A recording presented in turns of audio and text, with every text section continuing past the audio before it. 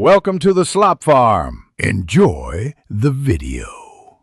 You begin by confirming prerequisites, connected data sources, access rights, and a chosen template.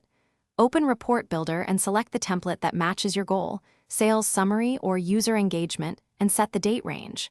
Once done, pick granularity and add core fields, dimensions, metrics, and primary filters.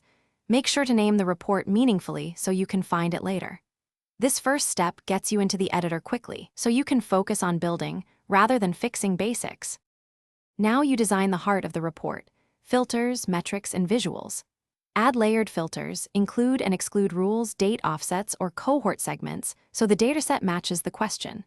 Then drag visualization widgets onto the canvas: table for detail, line chart for trends, bar for comparisons, KPI tiles for highlights. Map metrics to axes, choose aggregations like sum or average, and set sorting.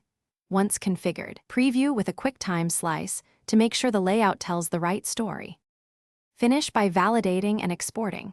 Sample a few rows against the source to confirm totals and percentages match, then polish labels and descriptions.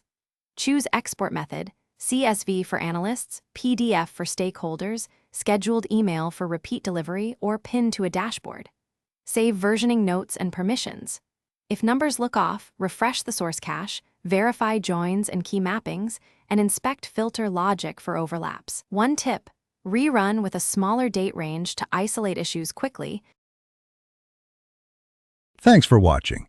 Consider subscribing if we helped you today.